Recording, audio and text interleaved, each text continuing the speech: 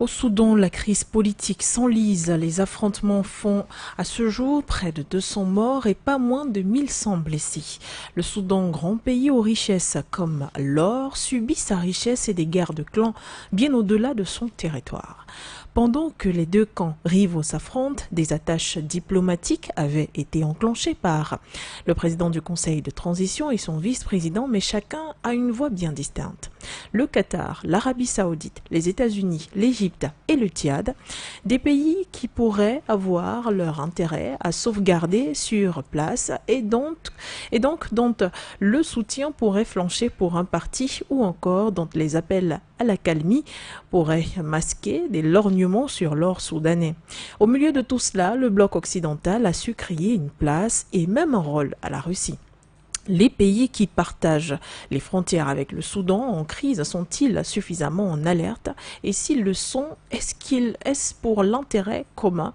Qu'en est-il des coopérations et liens diplomatiques tissés par un gouvernement éclaté? L'on s'interroge dans le cadre de cette émission.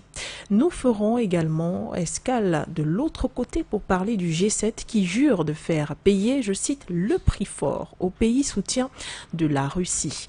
Notre invité ce soir n'est nul autre que Patient Parfendom. Il est homme politique et observateur averti de la scène panafricaine. Bienvenue à vous et merci d'être là. Bonsoir Princesse Cassandra, une fois de plus merci pour cette invitation, n'est-ce pas, à ce moment, n'est-ce pas, de réflexion, de discussion, de débat qui devient de plus en plus un rendez-vous immanquable pour de nombreux auditeurs de For You Radio, sans oublier nos télé auditeurs aussi, qui est de plus en plus plein de plaisir à partager avec nous ce moment. Et c'est toujours pour moi un moment très agréable de répondre présent à votre invitation. Et merci une fois de plus pour m'avoir invité.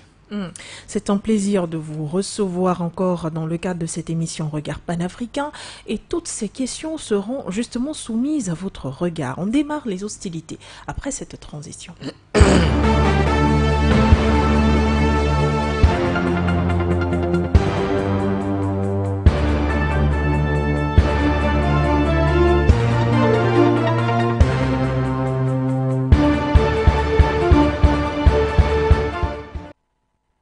Merci à tous de nous regarder sur nos différentes plateformes For You Media Africa, de nous écouter également sur la 96.3 FM For You Radio, de nous recevoir sur vos antennes à téléviser. C'est un plaisir de vous servir à nouveau dans cette émission Regard panafricain.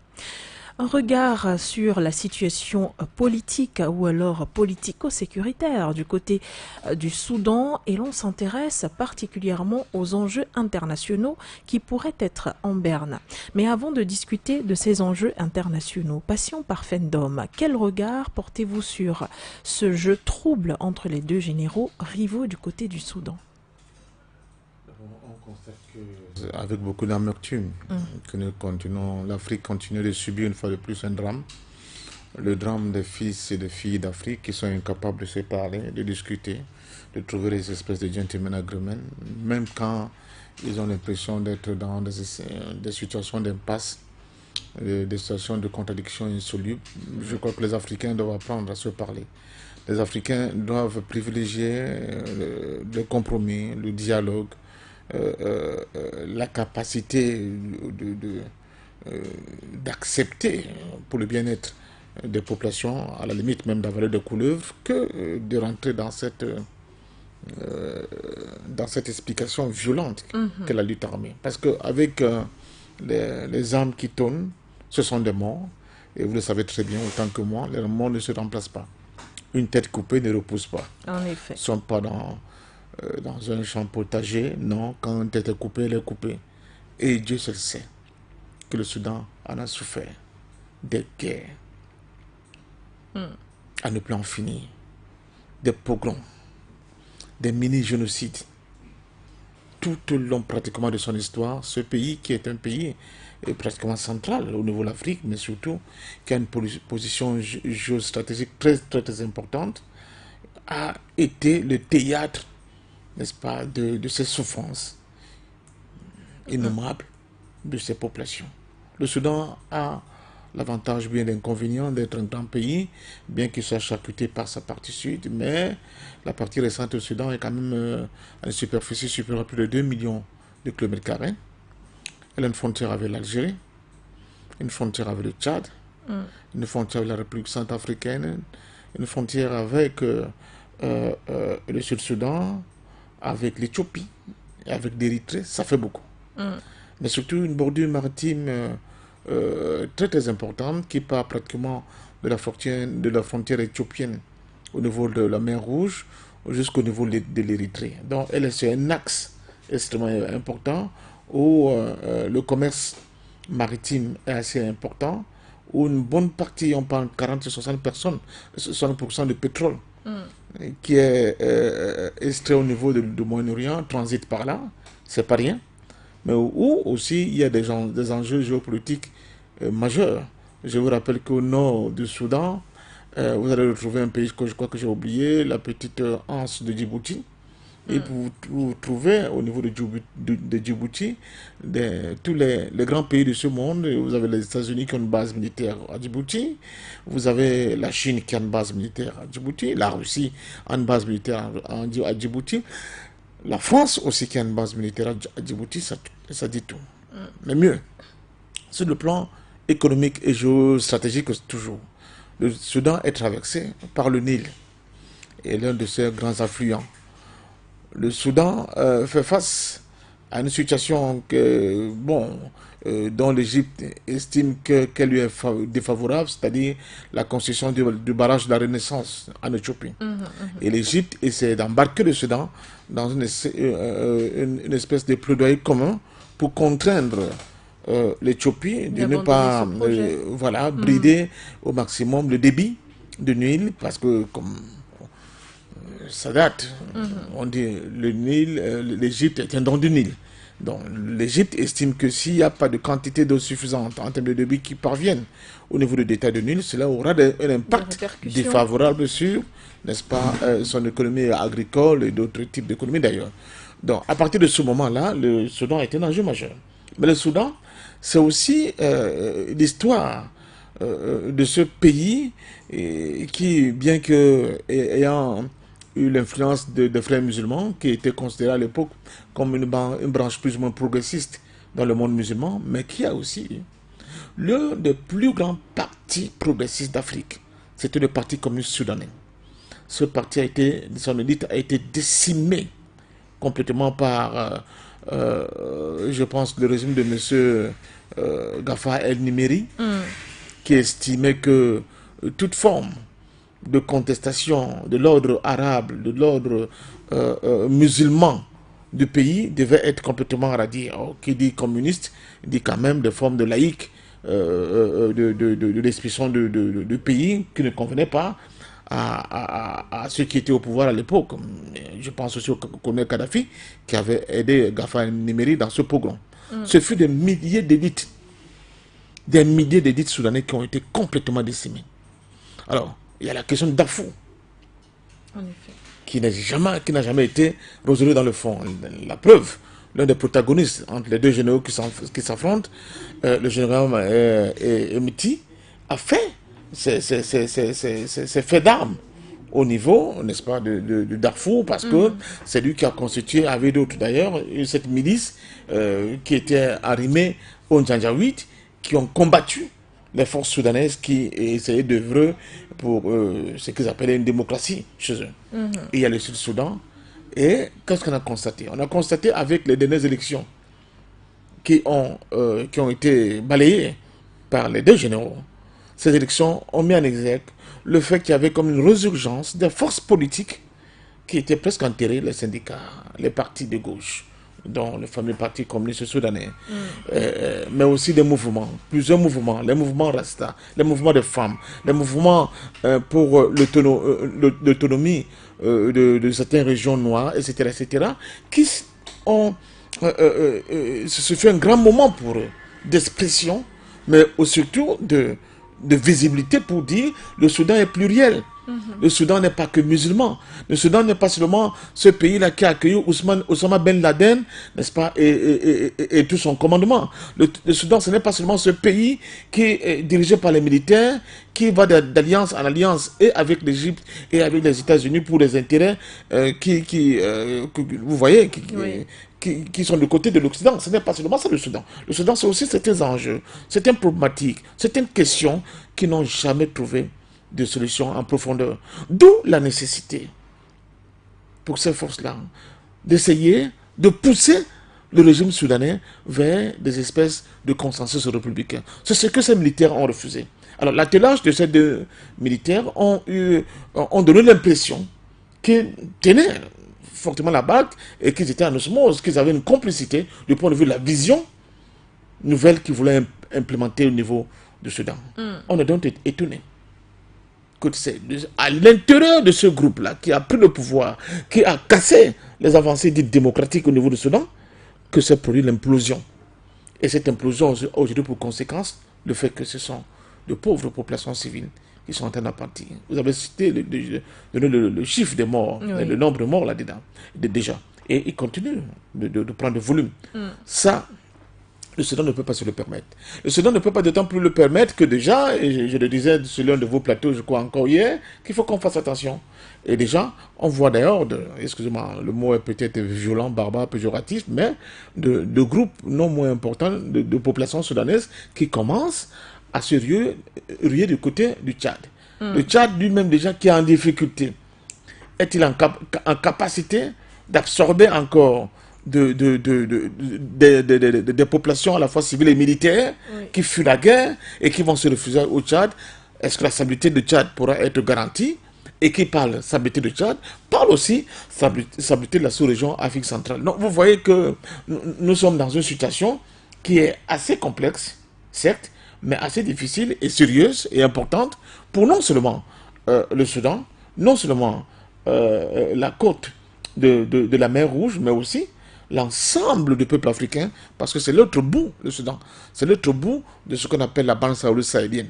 Sur l'autre côté, nous avons des difficultés avec le Mali, avec le Burkina, et que de ce côté aussi, le Soudan entre dans la danse. Vous voyez pertinemment que la bande sahélienne risque d'être prise en tenaille par des instabilités violentes, militaires, n'est-ce pas, des groupes armés, et qui risquent de détenir sur l'ensemble de notre continent. Donc l'Union africaine a une exigence, une obligation de s'occuper sérieusement du cas soudanais.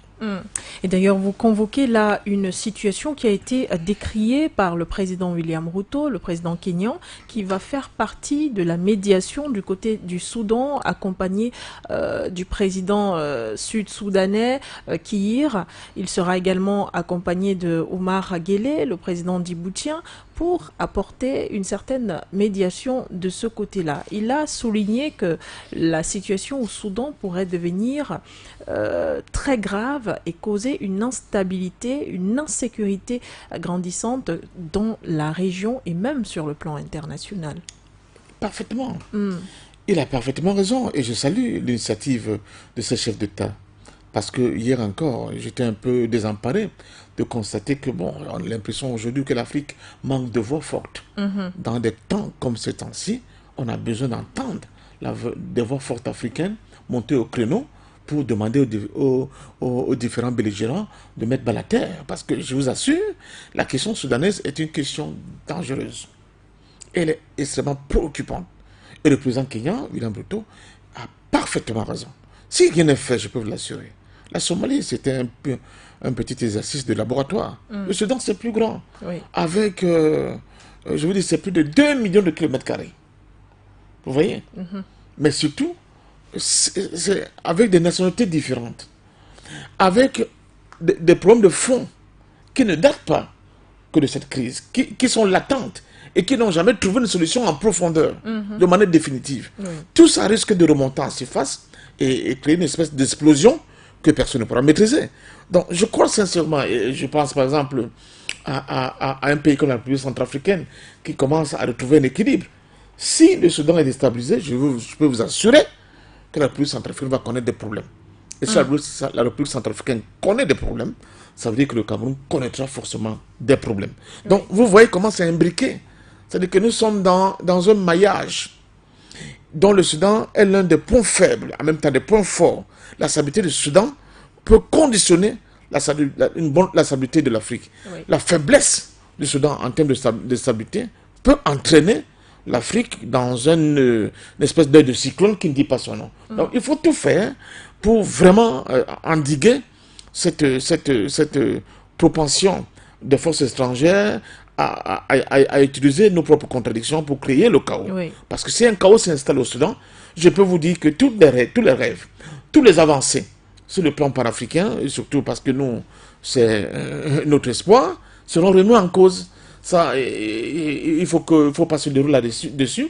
Ces avancées seront fortement remises en cause parce que, au vu de petits tableaux qu'on vient de peindre là, on voit évidemment que le Soudan, comme certains pays, sont des pays pivots en Afrique et des pays sur lesquels il faut tout faire pour qu'il y ait toujours des situations d'apaisement pour développer d'autres situations, d'autres paradigmes pour une Afrique qui ira de l'avant. Vous avez évoqué tout à l'heure la question, le cas du Tchad, qui déjà subit ses propres contradictions au sein de son territoire, mais également sur le plan sécuritaire doit aussi mettre les pieds dans le plat. Une nouvelle est parvenue à la rédaction centrale de notre média, comme quoi l'armée nationale tchadienne aurait donc désarmé près de 300 soldats soudanais. On rappelle qu'après l'annonce de cette crise au Soudan, eh bien, le Tchad avait fermé ses frontières et ces désarmés sont justement à la frontière entre les deux pays. Ah, voilà. Et princesse Cassandra. Voilà les craintes. Vous voyez, qui commencent à... Malheureusement. Et ça, c'est le début. Oui. Ce n'est que le début. Parce que si cette confrontation va en s'accentuant, je peux vous dire que là, pour l'instant, nous avons des troupes armées qui ont peut-être traversé la frontière, mais dans bientôt, vous aurez la grande flottille. C'est-à-dire toute cette masse, cette population qui se trouveront plus en sécurité au niveau du Soudan, elles vont dévaler du côté du Tchad, elles vont dévaler du côté de la République centrafricaine. Donc, elles vont créer des nœuds et des situations d'envahissement des espaces qui n'étaient pas les leurs, avec les difficultés que nous connaissons. Déjà que ces zones, que ce soit au Tchad ou à la République centrafricaine, ont déjà des problèmes. Même des problèmes d'alimentation basique. Une bonne partie de ces populations, souvent, sont nourries avec l'aide internationale. N'est-ce pas? Ce qui se passe, je vous dis que c'est trop grave. Il faut absolument que ces deux fameux généraux-là, n'est-ce pas, Emeti et son compère Abdouran, puissent vraiment trouver un terrain de compromis. On ne peut pas comprendre parce que les explications qu'on nous offre, qu'on nous donne, c'est que non, Emeti estimait que les milices qui ont accompagné l'armée régulière à chasser les civils du pouvoir et avoir cette constellation militaire au pouvoir aujourd'hui, que ces milices devaient être intégrées au sein des forces armées nationales. Oui. Et le gouvernement d'Abdouran dit non, on va y aller pianissimo, on ne peut pas aller avec la vitesse qui est la vôtre, et il n'est pas certain que tout le monde serait intégré au sein de l'armée. Voilà, disent-ils, les raisons, n'est-ce pas, de cette implosion. Mais moi, je ne crois pas. Il n'y a pas que ça. N'oublions pas que le ministre russe des Affaires étrangères, Sergei Lavrov, a été en tournée en Afrique. Il a fait un tour au Soudan. Et lors de sa visite au Soudan, il a rencontré les deux généraux. N'oublions pas que pour l'Égypte, le Soudan des généraux est un peu comme sa profondeur stratégique. N'oublions pas que pour les États-Unis, qui sont dans une opération de reconquête de l'espace perdu au niveau du Soudan, au niveau d'Afrique, perdre le Soudan est quelque chose de très dangereux. D'abord, historiquement parlant, le Soudan fut le théâtre d'affrontement entre les deux grandes puissances pendant la période de l'invasion européenne au niveau d'Afrique et qui a produit l'une des batailles les plus épiques connues entre deux puissances européennes sur le sol africain.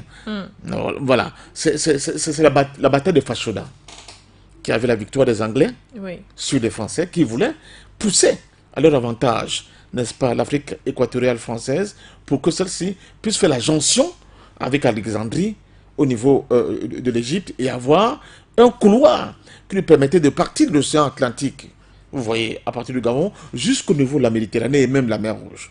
Les Anglais, eux aussi, qui avaient d'autres visées, peut-être partant du Nigeria et de la Gold Coast, voulaient aussi faire une jonction pour que leur territoire soit homogène des deux côtés partant et de la Méditerranée et de la mer Rouge jusqu'au niveau de l'océan Atlantique. Ils avaient déjà conquis une bonne partie de l'Afrique australe. Alors, conséquent, les deux armées vont s'affronter à Fashoda.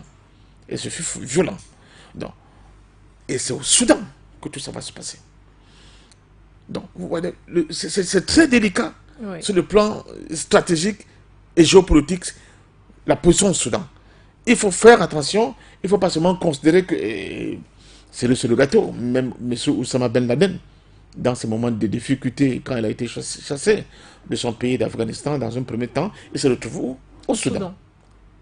Donc voilà, en fait, nous devons tout faire pour calmer le jeu au niveau du Soudan et donner la possibilité et la place à la médiation, au dialogue, pour ne pas permettre, évidemment, que malheureusement, les deux bouts de la bande sahélo-sahélienne soient en réalité des foyers de déflagration majeure, parce que cela pourra conduire tout simplement toute l'Afrique entière dans une situation de déstabilisation qui ne dit pas son nom. Or, l'enjeu central dans le monde aujourd'hui, dans le cas de la création d'un monde multipolaire, c'est l'Afrique. Le continent africain. Et le continent africain doit avoir un niveau de stabilité acceptable. Si elle veut jouer un rôle de pilier majeur dans l'avènement de ce nouveau monde multipolaire, elle ne pourra pas le jouer si elle est perclue de gauche à droite par des guerres, par des divisions, par des affrontements qui n'en finissent pas. Et c'est là où, de loin, on se pose la question s'il n'y a pas main étrangère dans cette nouvelle déstabilisation du continent africain. Parce que c'est très beau. Ce serait quand même très idiot de la part de ces protagonistes de ne pas voir le nouveau virage que le monde et notre continent sont en train de prendre. Une Afrique déstabilisée va remettre en cause l'accélération de la marche du monde vers un monde multipolaire. Une Afrique un peu calme relativement, avec des capacités de fusion, d'entente, d'organisation nouvelle, de vision nouvelle, d'audace nouvelle, peut, selon un ingrédient majeur dans l'accélération, n'est-ce pas, de mouvement pour la création d'un monde multipolaire. Quels sont ceux qui ont intérêt à ne pas voir ce monde naître?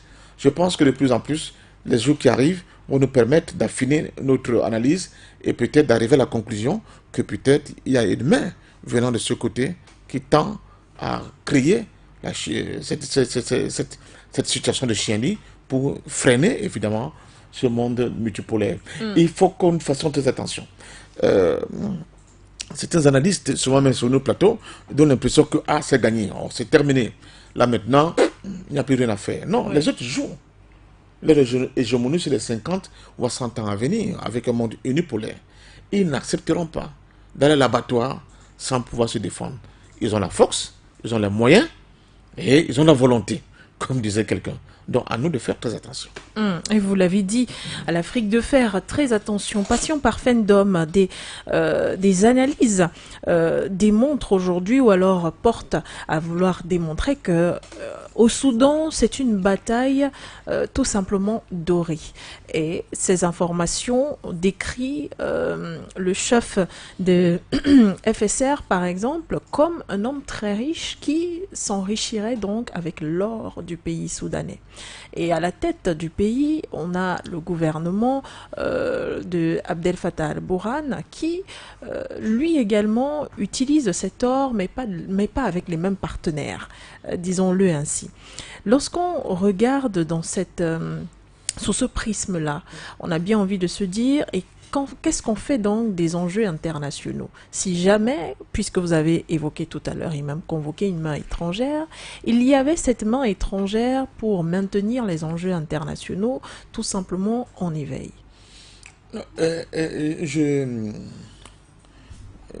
Depuis un certain temps, je convoque certains invariants. Je convoque certains invariants du point de vue de la vision des autres, du point de vue de la stratégie des autres, en fonction pour l'Afrique. Pour eux, l'Afrique doit rester à la périphérie du jeu. Il n'est pas question que l'Afrique rentre au centre du jeu.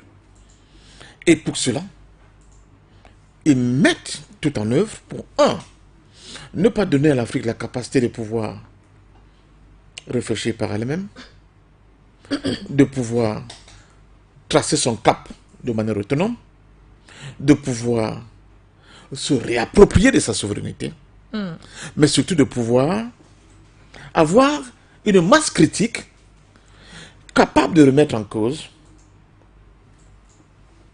le statu quo ante.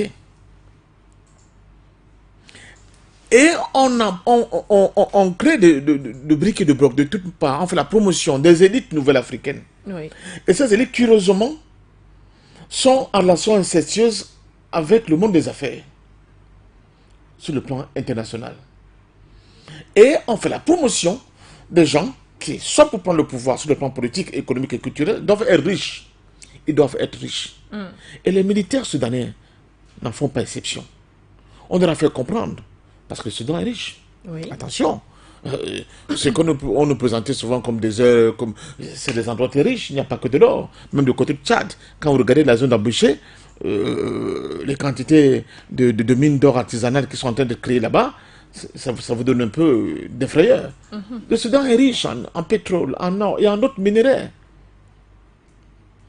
Et on fait donc la promotion des individus parce qu'ils ont pris des armes, ils ont été de grands chefs de guerre. Qui dit chef de guerre, dit économie de guerre. Je vous ai parlé de la crise de Darfour. Oui. Et l'un des généraux a été l'un des grands patrons militaires au niveau de la crise de Darfour. Ils se sont enrichis. Ils se sont enrichis par plusieurs trafics, dont justement cette exploitation de l'or. Et pour les puissances occidentales, il faut ce type d'organisation sociale avec des gens qui sont très riches, qui peuvent être des généraux, qui peuvent être, qui peuvent lever des armées à leur service. Voilà l'Afrique qu'on veut. Et je vous ai parlé des contestations sociales, civiles, des populations qui contestent l'ordre militaire. Même ces deux amis-là qui sont en train de s'affronter maintenant, n'oublions pas que depuis le coup d'État qui leur a permis d'arriver au pouvoir, il ne se passe pas de semaine sans qu'il y ait des contestations de ce pouvoir au Soudan. Vous le savez pertinemment. Oui. On a essayé de tempérer, mais la contestation, elle est là, avec son cortège de morts, de violence. Pourquoi? Parce qu'il y a de nouvelles forces qui émergent, qui voient pertinemment que cette organisation-là ne peut pas permettre au Soudan de décoller, de se sortir des griffes de la misère. Mais pourquoi un penchant aussi concentré sur le général Emeti? Parce que le général Emeti fait partie de ceux qui ont fait la guerre au Darfour. Oui. Le général Emeti a levé une armée qui n'est pas l'armée régulière, mais qui est assez puissante d'ailleurs, pour qu'elle puisse affronter l'armée régulière. Oui. Mais surtout, le général Emeti a donné l'impression qu'il ne se contente pas du rôle de second. Dans le fait que le coup d'État qu'ils ont fait contre les institutions, entre guillemets, dites démocratiques, lui avait assigné. Il en veut plus. Mais, que veut le général Emeti? Bien malin celui qui serait capable de nous le dire. Que veut Abdurrahman lui-même? Bien malin serait celui qui serait capable de nous dire. Il joue sur tous les... Il joue... Sur tous les fronts? Sur tous les fronts. Avec les Américains, il discute. Avec les Égyptiens, ils discutent. Avec les Arabes. Avec même Israël, ils discutent. Oui. Avec les Russes, ils discutent. On ne sait pas très bien quelle est leur position aujourd'hui. C'est pour ça que je vous ai dit, il faudrait qu'on entende encore un peu, pour voir un peu plus clair. Il ne faut pas se précipiter là aujourd'hui. Mais ce qu'on sait, c'est que l'espace qui était réservé à ces deux-là, ce tandem-là, ne marche plus. Il faut évincer un. Malheureusement, chacun a pris des dispositions en amont. en attendant cette nuit de longs couteaux, et nous voyons les résultats. Mais il faudra absolument évincer l'un d'eux pour voir clair dans les orientations que le vainqueur prendra par rapport justement à la problématique de ce monde multipolaire. Il n'y aura pas de monde multipolaire sans l'Afrique, et le Soudan jouera un rôle important. Je crois que nous en sommes là. Et vous voyez les communiqués. Sitôt l'explosion s'est produite, le secrétaire d'État américain, entre Blinken, se font fendu dans les communiqués, dans les appels téléphoniques de gauche à droite, au calme. Oui, et les annonces d'aide. Et d'annonces d'aide. Nous avons vu toute la galaxie des organisations démembrement de l'ONU se mettre en branle, le truc d'aide, ceci, nous voulons des corridors sécurisés pour venir en aide aux populations, tout ça. C'est la même rengaine qu'on comprend depuis très longtemps. Donc c'est l'Occident qui a un mouvement, qui essaie de prendre le pas pour sauvegarder ses enjeux. Ses intérêts. Mais surtout, maintenir le Soudan dans ce statu quo, pour ne pas permettre à un Soudan nouveau de rentrer justement dans la danse en vue de la création d'un nouveau monde multipolaire. C'est ça l'enjeu central.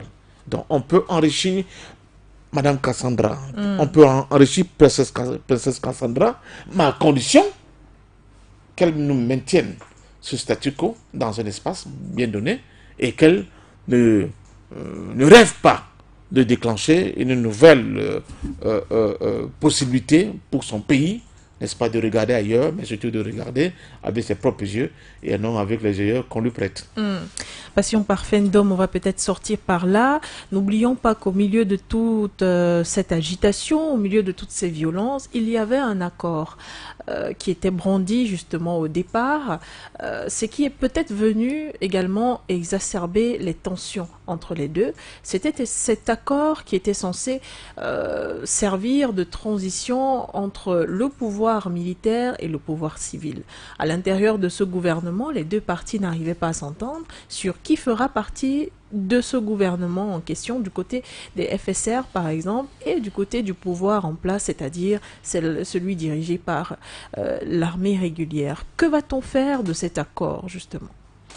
Mais c'est un jeu de dupes. Vous savez, on dit des promesses n'engagent que ceux qui y croient. Pour moi, je n'ai jamais cru à cet accord. Je ne vois pas ces militaires en train d'abandonner le pouvoir avec le lucre, avec les avantages qui vont avec la capacité en enrichissement, vous venez vous-même de nous le dire, mais surtout avec les soutiens étrangers qui leur font croire qu'il n'est pas temps pour eux de lâcher le pouvoir. Nous étions dans un jeu de dupes parce que, certes, parce que tout le monde a signé cet accord, mais personne ne croyait. C'est ça le Soudan. Il faut vraiment remonter aux sources de l'histoire du Soudan pour comprendre. Donc, pour les autres, il n'est pas question que le Soudan retrouve un rôle majeur au niveau du continent africain. Jusqu'à Omar el-Béchir, on ne parlait du Soudan qu'en termes de mort, de problèmes, de guerre, de famine, d'incapacité à résoudre des problèmes essentiels. Et puis finalement de partition. De partition, oui, mais parce qu'elle n'est pas que supposée, elle est aussi réelle. Oui. Le jour où vous aurez la chance d'aller à Omdurman ou bien à Khartoum, vous serez très choqués. Dans la même ville, vous avez deux Soudans. Le Soudan des Noirs et le Soudan des autres. Vous avez, même dans certains supermarchés, vous avez l'impression que certains groupes ethniques s'autocensurent pour aller dans certains rayons. Je vous assure, il y a des choses en Afrique, il faut les vivre pour comprendre. Donc, depuis, ce n'est pas Omar el-Béchir, mais même depuis Gafa el-Nimeri, qui a décidé de faire du Soudan un pays arabe, appelons-le comme ça, dominé par l'expression de la culture musulmane.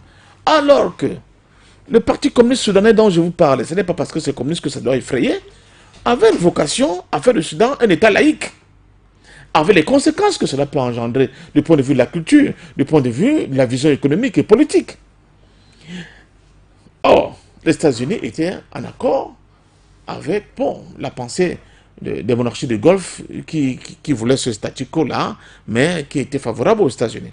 Avec les bouleversements que le monde connaît aujourd'hui, on peut valablement se poser la question de quel côté les Américains vont se soutenir. D'autant plus qu'ils voient la percée russe dans un espace qui était considéré encore hier comme leur véritable plate-bande. Qu'est-ce qui va se produire? Je pense que c'est les populations africaines qui vont continuer à en pâtir. D'où l'appel que nous lançons à ce groupe de médiation, vraiment de faire son boulot.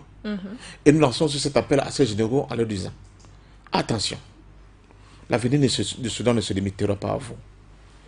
Il n'est pas sûr que nous maîtrisions tous les caractéristiques, n'est-ce pas, qui rentrent en ligne de compte dans ce que nous vivons aujourd'hui, oui, en termes de confrontation, en termes d'éléments d'analyse profonds, mais au moins, au vu de ce que nous connaissons comme Soudan depuis les indépendances, nous rendons quand même compte qu'il y a des non-dits, il y a des points qui n'ont pas pu trouver solution, il y a surtout des consensus républicains dont pour l'instant le Soudan n'a pas pu se doter pour reprendre sa marche en avant.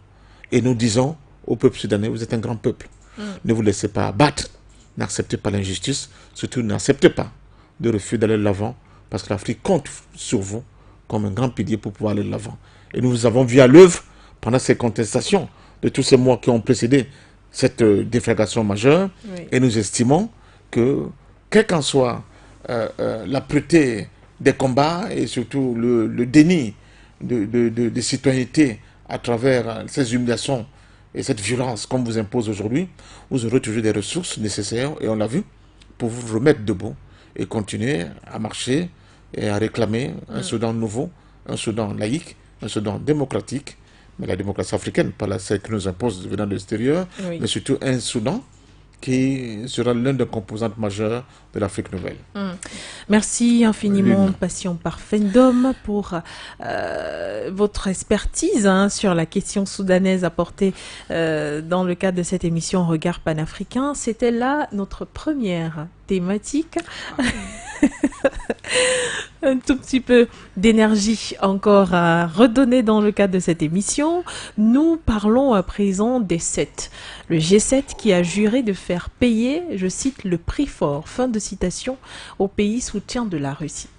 Engagés dans une guérilla avec Moscou, les 7 entendent intensifier les sanctions contre la Russie et redoubler d'efforts dans le but d'éviter leur contournement par certains pays. Ce sont des menaces ouvertes lancées par les 7, comme on les appelle habituellement, les pays qui apporteraient, je cite, une assistance à la Russie en Ukraine, fin de citation. France, Japon, États-Unis, Canada, Allemagne, Italie et Royaume-Uni, en maître du monde, menacent de représailles Pékin non ouvertement, en annonçant une consolidation de coopération contre la coercition économique. Il va de soi que la cible principale, Passion Parfendom, en tant que soutien, c'est la Chine. Mais quel est le prix fort que Pékin pourrait donc payer depuis son sommet économique? Et puis, au centre des échanges, la France d'Emmanuel Macron n'a pas pu être convaincante dans ses points de vue en ce qui concerne la Chine. Quel revirement finalement? La réunion a eu lieu le mardi 18 avril 2023 et ce sont les chefs diplomates qui ont pris la parole et qui ont déclaré qu'ils feront payer ce prix fort-là à ces différents pays. Mais de quel prix fort justement, Passion Parfendom, peut-on parler face à la Chine qui pourrait apporter un soutien en Ukraine à Moscou? Il y a des moments dans l'histoire des peuples et même des empires, parce que je crois que du point de vue de l'analyse, l'empire occidental capitaliste ne comprend pas qu'elle a amorcé sa phase de décadence. Elle continue de se draper des illusions de puissance qu'elle n'a plus. Ceux qui ne l'avaient pas encore compris sont en train de le comprendre, mais j'aime l'insister lourdement là-dessus. Je vous dis souvent sur ce plateau que l'Occident est en train de jouer la capacité pour elle de continuer à dominer le monde de manière outrancière pour les 50 voire 100 ans à venir. Il n'y aura pas de compromis. l'accouchement sera difficile, certes, mais ce sera le passage obligé. Ce nouveau monde ne se fera pas sans difficulté. Ça ne sera pas un long fleuve tranquille. Cette nouvelle projection, ce nouveau horizon, pour l'atteindre, il y aura des secousses avec des dégâts très importants. Parce que c'est une mutation. Pour ceux qui aiment la dialectique, quand la contradiction de la contradiction arrive à son apogée, pour naître, pour créer le mouvement sinusoïdal qui permet de créer le mouvement pour tirer en haut, le truc en haut, c'est une confrontation titanesque. Ça laisse des dégâts. Ça laisse vraiment des cadavres. Excusez-moi pour être violent. Oui. Donc c'est normal, ces déclarations de G7. Pourquoi? Parce qu'elle prend bien conscience que la victoire de l'Ukraine, qu'on ne vous fasse pas croire qu'ils aiment beaucoup les Ukrainiens. D'ailleurs, ils aimeraient les Ukrainiens qu'ils auraient dû dire maintenant, arrêtons quand même le massacre. Oui. On est en train de basculer complètement la population ukrainienne. On pousse des gens vraiment dans un hachoir, pour reprendre les thèmes de Prigogine. Et on fait semblant de dire on le fait parce que on est soucieux des questions des droits de l'homme, des droits humains, de respect, n'est-ce pas, je ne sais pas de quels principes moraux. Ah non. C'est eux qui ont un problème. Et c'est pour cela que le comédien Zelensky dit tout le temps aux Occidentaux, attention, nous nous sacrifions, pas seulement pour nous, mais surtout pour vous. Pardon.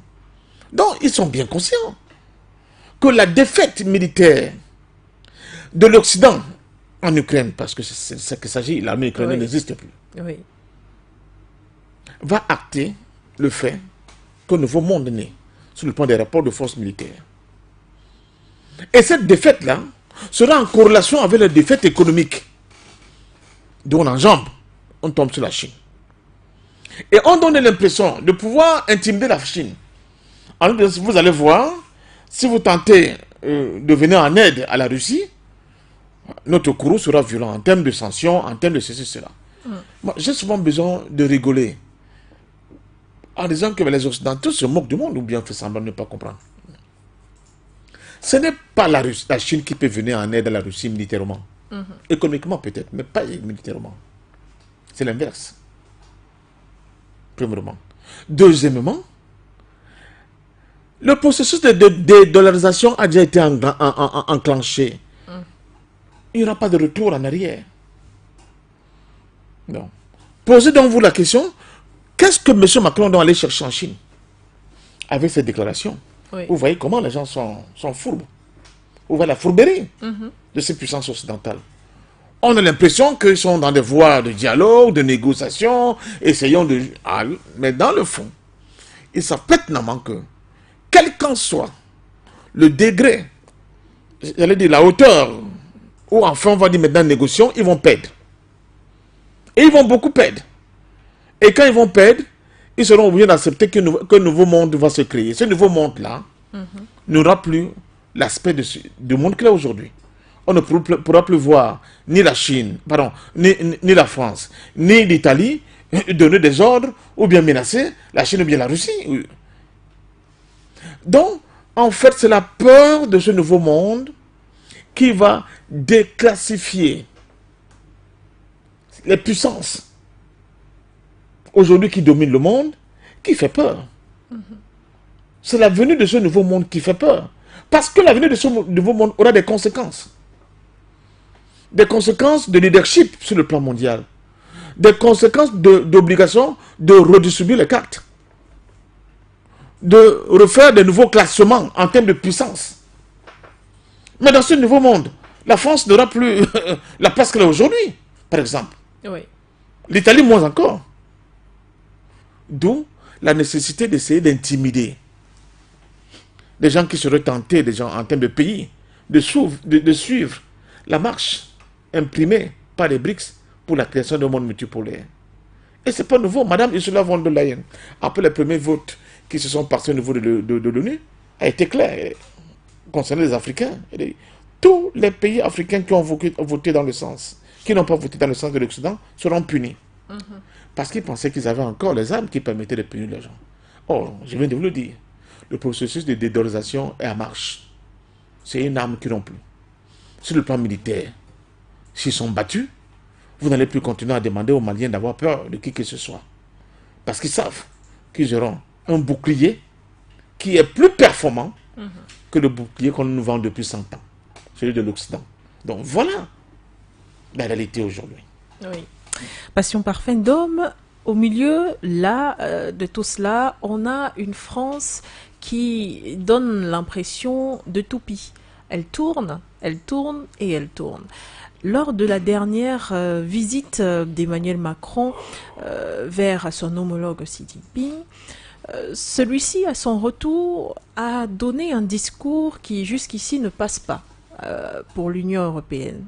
Et les gens continuent de se dire, est-ce que finalement, ce Emmanuel Macron et sa France voudraient tourner le dos à cette pensée anti-Chine pour l'instant, seulement anti-Chine, et se greffer là pour se trouver une troisième voie qui serait peut-être soit celle de la France tout court, celle de l'Union européenne tout court, ou alors un juste milieu entre Moscou et Pékin.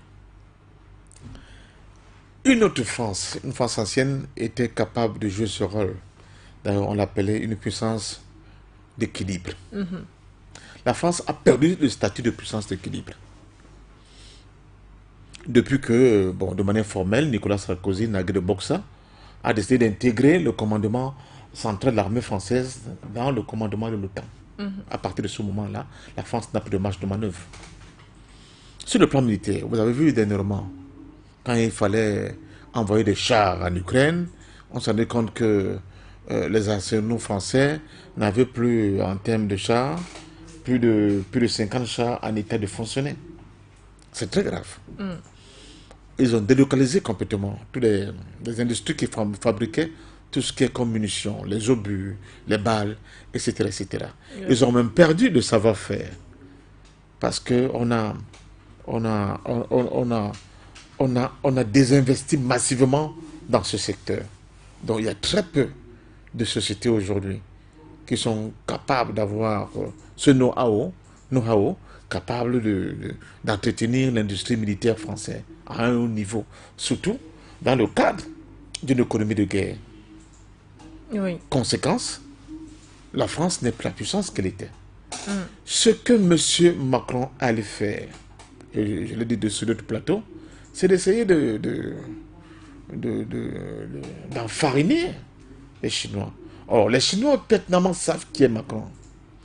D'autant plus que, il n'a pas fait le déplacement seul. Il a fait le déplacement avec Mme Ursula von der Leyen, Oui. qui est vomi par la diplomatie chinoise de par ses positions. Donc, on savait très bien qui vient nous voir. On n'est pas surpris. Donc, les tentatives de jeu de grand écart de la part de M. Macron ne surprennent personne. Il est prévisible, M. Macron. Pire encore, il n'a plus la légitimité même localement, même chez lui. Donc, c'est un homme affaibli localement en France. C'est un homme affaibli sur le plan européen.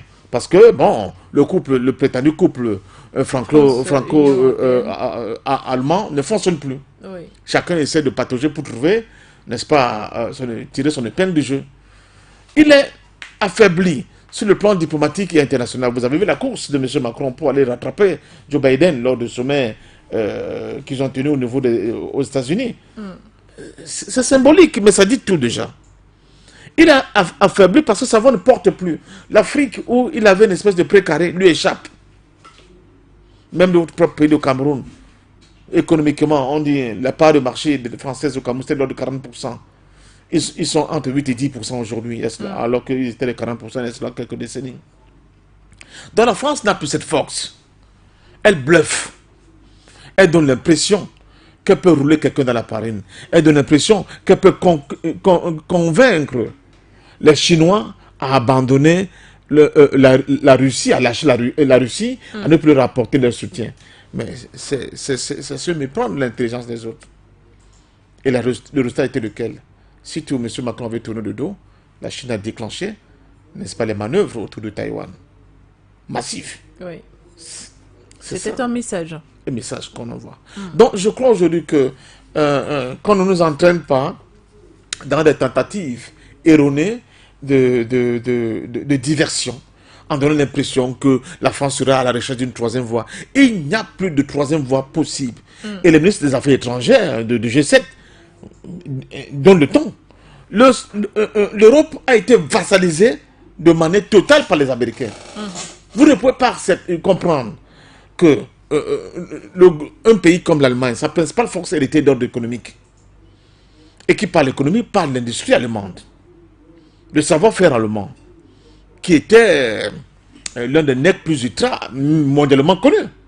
Mais comment un pays comme l'Allemagne peut accepter que le carburant qui fait tourner ces industries, je parle de pétrole, de gaz, oui, soit saboté à travers ce qui s'est passé avec le sabotage de Nord Stream 2. Je vous rappelle que l'un des journalistes, l'un de vos confrères, éminents confrères de renommée mondiale, M. Simon Hersh, a pondu, n'est-ce pas, un article où il dit carrément que ce sont les Américains qui ont saboté Nord Stream 2. oui. Et on a vu certains de vos prétendus confrères des télévisions françaises le traiter de vieux sénile. Ça fait rire. Je vous rappelle quand même que c'est M. Simon Hersh qui avait levé deux gros lièvres mondialement connus sur le plan médiatique. Un, la question des massacres des villageois vietnamiens dans une région du Vietnam dont le nom m'échappe. C'était lui. Oui. Et qui a contribué à conscientiser l'opinion américaine sur cette guerre par procuration qu'une certaine élite politique faisait à leur nom. Ils ont commencé à se rebeller et c'est là le déclin et même l'une des explications de la défaite américaine au Vietnam. Deuxièmement, les services que les armées américaines faisaient subir aux prisonniers irakiens à la prison d'Abu Ghraib, c'est toujours M. Simon Hersh. C'est ce type-là qui, à travers ces réseaux, à travers une enquête rondement menée, Oui. produit des articles et il dit que, attention, ce sont les Américains qui ont saboté cet oléoduc. Et que disent les journaux français et leurs propagandistes qui se font encore appeler journalistes? C'est-à-dire que ce type, les vieux, les séniles, ne comprennent plus très bien d'où ça va. Donc, je reviens sur l'Allemagne pour dire comment l'Allemagne de M. Olaf Scholz a pu se permettre d'accepter quelque chose comme celle-là, sachant pertinemment que cela va impacter violemment sur la capacité de production de l'industrie allemande. Donc, les Américains sont en train d'obliger aujourd'hui d'acheter le GNL, le gaz naturel liquéfié, qui est issu autant pour moi, de l'exploitation des gaz de schiste qu'on obtient par facturation hydraulique. Les gens qui ne parlent sont des G20, non, pardon, des COP 21, COP 30, protection de la nature. Allez voir. Comment on fait pour obtenir ce gaz? Donc, voilà la réalité. Ce gaz-là et ce pétrole-là est obtenu en créant des désastres naturels hors normes. Alors qu'ils avaient et du gaz et du pétrole venant de Russie avec des prix préférentiels hors normes. Pratiquement pour un franc symbolique. Mais ils acceptent de se couper de cet avantage concurrentiel sur les autres économies. Pour quelle raison? C'est pour cela que je convoque plusieurs forces, de plus en plus. Donc une des forces, un des pôles de pouvoir dont on ne parle pas assez. On voit seulement le pouvoir économique. On juge les pays par le pouvoir de sa force économique, sa force militaire, sa force scientifique, sa force culturelle, sa force diplomatique, mais on oublie. Il y a de plus en plus la question de la force civilisationnelle. Il y a une élite en Occident qui veut imposer une certaine civilisation au reste du monde. Quand vous regardez tous les décideurs de ces pays occidentaux-là, ils sont dans ce complot de ce deep state, de ces mondialistes. Ils sont pour les questions LGBT. Et pire, là, l'Espagne vient d'adopter une législation qui permet à un homme de coucher avec un animal. Ça paraît... si vous n'analysez pas très bien en profondeur cette nouvelle démarche, vous n'allez pas comprendre ce qui se passe. Et pourquoi les gens s'entêtent à foncer droit comme un taureau sur un mur sur la question ukrainienne. Quitte à ce que, d'abord, le propos de Biden et de son ami Blinken, jusqu'au dernier Ukrainien. C'est-à-dire, on est prêt à effacer complètement toute l'Ukraine pour venir à bout de la Russie. Sur le plan humain, ça pose un problème. Ça pose un problème parce que pour les autres, il faut imposer la nouvelle civilisation au reste de la planète. Et la Russie et la Chine leur posent problème parce qu'ils sont dans les conceptions de l'homme premier, qui est authentiquement africain. Et voilà pourquoi il faut leur faire la guerre. Voilà pourquoi il faut faire des sanctions. Voilà pourquoi. Parce que si la Russie réussit à stopper ces velléités de ces gens-là, nous imposer leur monde, le monde occidental va s'écrouler. Je peux vous le dire, dans sa forme actuelle. Quand je parle de monde occidental, je fais tout le distinguo entre les décideurs et les peuples. Les peuples, la preuve. Vous avez suivi M. Ron DeSantis, le gouverneur de la Floride. Il vient de retoquer les programmes scolaires qui s'appesantissaient sur les questions de genre. Et il est en train de prendre d'autres décisions. Vous voyez la question de l'IVG qui reprend aux États-Unis. Ça veut dire que même à l'intérieur du peuple américain, ce sont des sociétés qui sont de plus en plus éclatées, comme nous le voyons en France. Vous avez vu l'accueil que M. Macron a eu à avoir aujourd'hui dans l'Hérault, où je crois que certains syndicalistes, dans le domaine de l'électricité, ont coupé le courant, l'électrique là où il était. Ça veut dire que les gens n'en peuvent plus. Vous voyez ce niveau de rejet. Il faut toujours faire le distinguo. Moi, je suis de manière régulière les mouvements de contestation dans les pays de l'Europe de l'Est, de l'Ouest autant pour moi, et les nouveaux pays qui bordent le voisinage immédiat de la Russie. Les gens sont opposés au soutien de leurs dirigeants vis-à-vis de l'OTAN par rapport à cette guerre qu'on veut mener, on mène contre la Russie. Ils sont opposés. Il y a des manifestations quasi journalières, même en Pologne. On n'en parle pas. Les médias mainstream choisissent les thématiques qu'ils veulent bien vendre au public que nous sommes. Mais quand vous allez dans les médias alternatifs, vous découvrez des choses incroyables. Incroyables. Heureusement que, bon, pour l'Afrique, Dieu seul sait, il y a eu For You Media qui prend aussi sa part de responsabilité dans cette information alternative par rapport aux médias mainstream et qui donne la possibilité à chaque citoyen de pouvoir juger et jauger et se faire sa propre idée par rapport à la marche du monde. Je vous assure que c'est terrible. Les pays comme la République tchèque, la Roumanie, la Bulgarie, j'oublie lequel, l'Allemagne, l'Autriche, les gens sont dans la rue d'Italie. Ils disent on ne veut pas de ça. Mais leurs élites au pouvoir, alignés sur les positions de l'Union européenne, qui, eux, sont des vassaux en termes de structure de l'élite américaine, ne l'entendent pas de cette oreille. Et les médias, la plupart des médias occidentaux sont entre les mains de quelques happy few. Ils ont la même ligne éditoriale. Ils ne donnent pas assez la parole aux forces contestataires, autant pour moi, de leur vision. Résultat de course, vous avez l'impression qu'il y a un diable quelque part, il y a un démon quelque part, et un ange de notre côté, quant au traitement de l'information. Donc, c'est le monde nouveau qui s'exprime, qui prend de l'envergure, qui commence à investir des espaces où ce monde réel a été exclu, qui va provoquer ce bouleversement et qui va provoquer ce changement multipolaire que nous attendons de tous nos voeux. Et comme le disait le philosophe, j'allais dire le poète italien Antonio Gramsci, l'ancien monde se fonde. Le nouveau est lent à apparaître. Mais c'est dans ce clair-obscur que surgissent des monstres. Ces monstres-là, ce sont les gens comme Macron, sur la von der Leyen, M. Anthony Blinken et toute leur bande, qui pensent que le monde doit continuer à avoir des gendarmes, à avoir des gens qui obéissent au doigt à l'œil à leurs injonctions. Un monde où, en réalité, on nous impose ce qu'ils appellent le nouveau droit de l'homme. Un monde qui doit faire le déni des spécificités culturelles d'autres peuples, etc., etc. Mais surtout, un monde qui serait de plus en plus militarisé.